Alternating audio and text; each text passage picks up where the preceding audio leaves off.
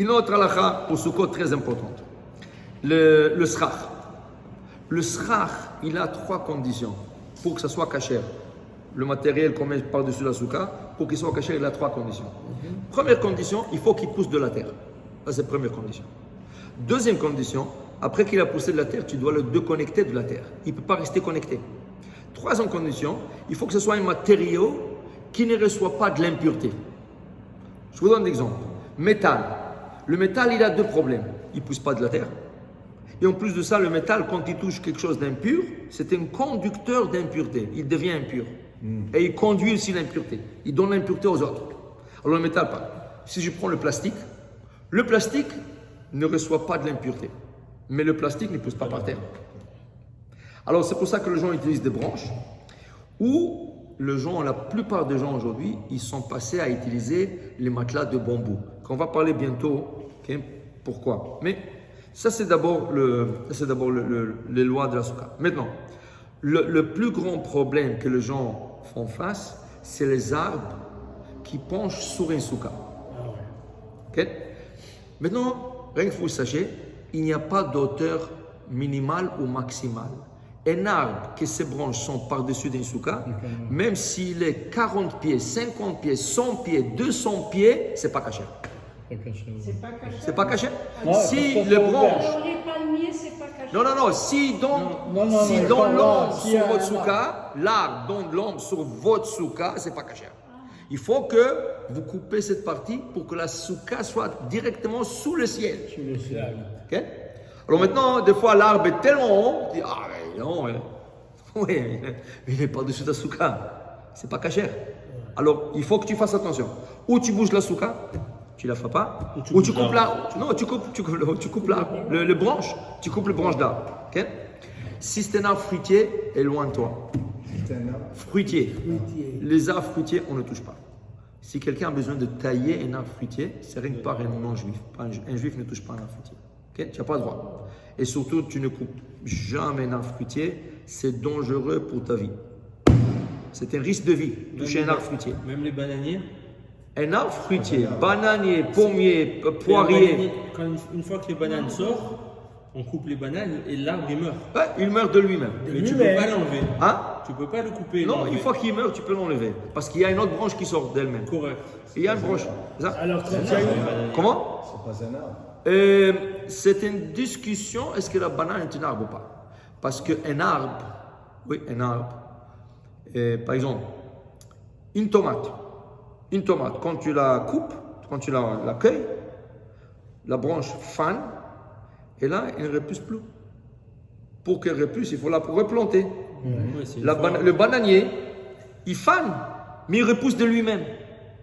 Dans ce cas, il y en a qui pensent que c'est un arbre, que la bracha sur la banane est boré priaït. Mais pourquoi ils font un Adama? Pourquoi ils font Adama? Parce qu'il y en a qui pensent à Adama. Entre les deux, qu'est-ce qui est plus sûr de faire? Adama ou Etz? Adama. Parce que même si c'est un arbre, tu as quitté avec Adama. Mais si c'est un légume, tu as dit Etz, tu n'as pas quitté. Okay? C'est un cours à part. On revient à notre histoire ici. L'arbre qui penche la souka, un arbre fruitier, tu ne touches pas. Si c'est un arbre, n'importe autre arbre, tu coupes les branches qui sont par-dessus ta souka. Okay? Ça, c'est une halakha très important. Maintenant, on va dire que le gars, en milieu de Sukkot, il invite un rabbin, viens, prends le chaim avec moi. Le rabbin vient. Oui. Mais dis-moi, c'est pas caché, qu'est-ce que tu fais là? C'est pas caché. Tu vas pas couper l'arbre au Yom Tov, d'accord? Non. Alors, qu'est-ce que tu fais? Tu vois que l'arbre, il penche sur une partie de la souka.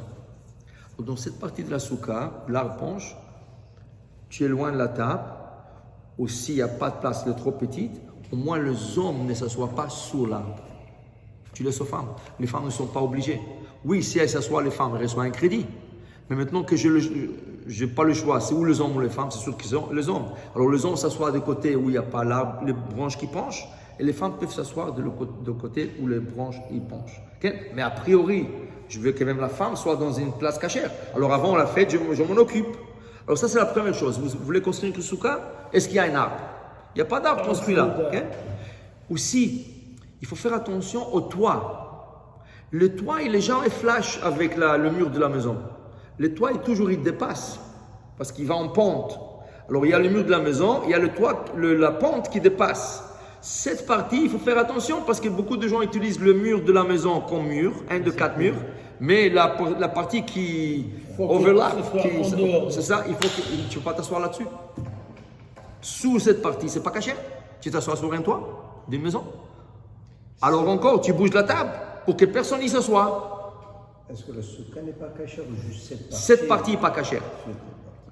C'est ça, mais à partir de cette partie, rien que pour vous sachiez, à partir de cette partie, il faut que vous ayez minimum un pied et demi, 56 cm d'espace après, de soukha cachère.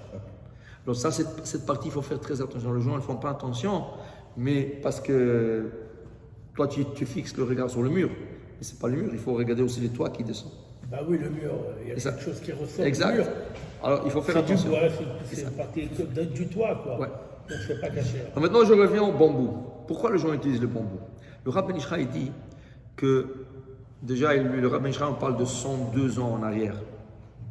Vous croyez que le recyclage, le monde, le couche d'ozone et tout ça, déjà, le Rav Ben Ishraï parle de recyclage. Il dit, regarde, le matériel qui t'a aidé à faire la mitzvah de Soukha, il a eu une kedusha, il a eu une sainteté dedans, pendant la fête. 7 jours, on ne pouvait pas le toucher. Tu as fini, tu le jettes dans la poubelle. Ah, chouma. Alors, il dit qu'en Irak, à Bagdad, tous les gens gardaient les branches jusqu'à Pessah. Et Pessah, quand ils faisaient la matzah, ils alimentaient le four avec les branches là. Comme ça, tu le brûles. Pour ça qu'on brûle Pour la mitzvah. Exact. Nous faisons la même chose pour le loulav. Pour le khametz. C'est ça. Tu dois brûler le khametz, tu gardes ton loulav 6 mois. Quand tu arrives Pessah, C'est pas à la chic. c'est pas la riche, mais c'est rien qu'une coutume. Rien que vous sachiez, c'est bon de garder le loulav Ashkenaz qui font ça. droit dans la fenêtre. Ça enlève le douleur du dos. Parce que le loulav représente notre colonne vertébrale. Ouais. Et c'est pour ça que le Harizal mettait 18 anneaux, comme les 18 vertèbres de la colonne vertébrale. Alors ils disent, c'est une grande ségoula. Quand tu termines Sukkot, tu prends le loulav, tu le places dans la fenêtre, ça protège la maison. La fenêtre de N'importe quelle de la fenêtre, maison. la maison, mais droit. 6 mois. Hein, 6 mois, jusqu'à Pessah. Et Pessah, tu le brûles avec le Hametz. Si c'est à Non, alors il faut faire s'il y attention. a Balkan, s'il y a des ponts sur le même C'est pas important. Garde-le dans un endroit où il ne bouge pas, il reste toujours droit. Il ne tombe pas. Ok? dans une plante. Ouais. En passant, tu peux. Ouais, tu peux Tu peux le mettre tu dans peux l'eau, garder. dans C'est un- bien de garder aussi la un pot, harava. dans un pot d'eau. Oui, tu peux garder comme tu veux. L'essentiel qu'il soit droit. Tu peux garder aussi la harava. Les enfants ou des adultes qui font des cauchemars, tu prends un ziploc, tu prends un sachet, tu mets quelques feuilles d'harava. Quelle harava? Pas seul du lulav. L'harava, les 5 branches d'harava que nous frappons à la fin de nos chants en harava. dernier jour. Il dit ça enlève tout le cauchemar.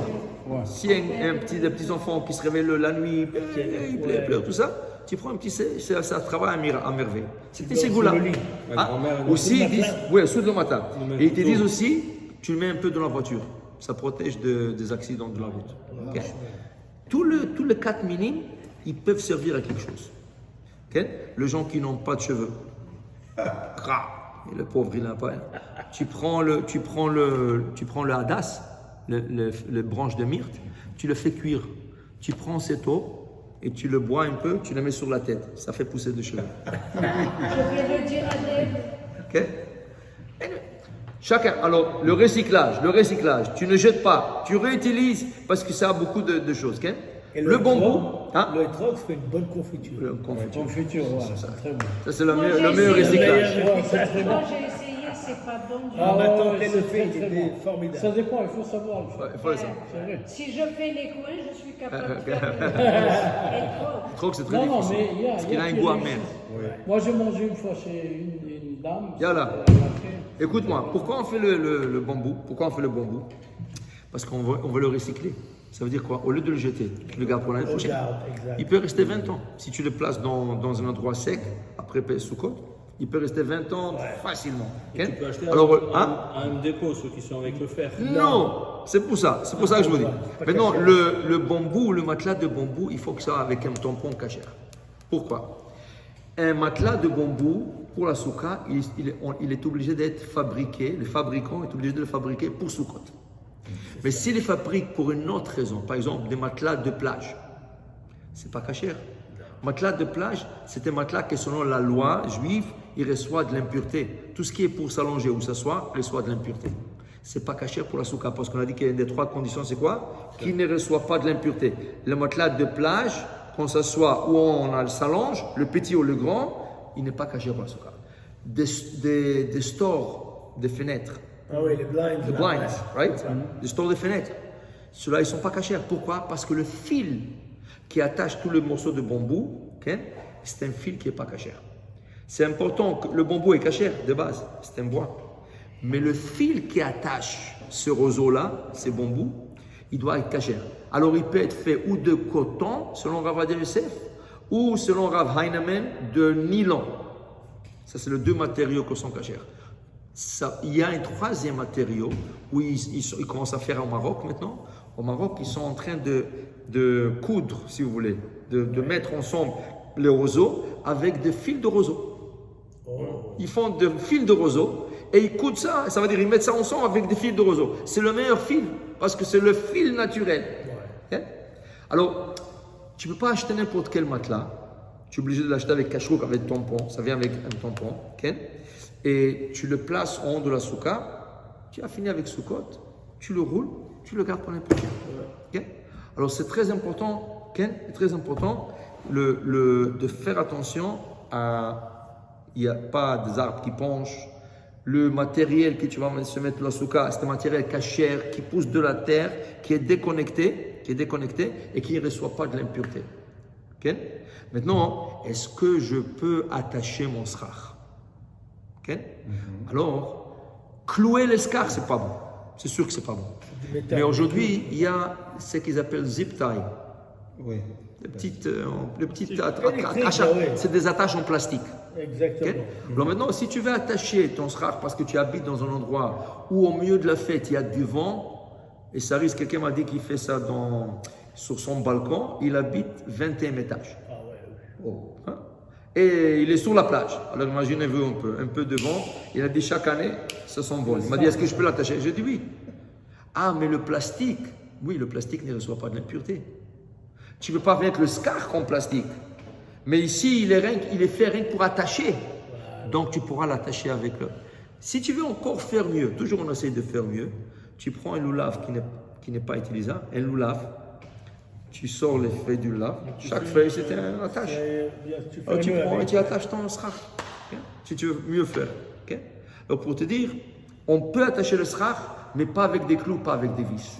Okay? Avec du plastique, les attaches en plastique, et encore mieux avec les attaches de loulav.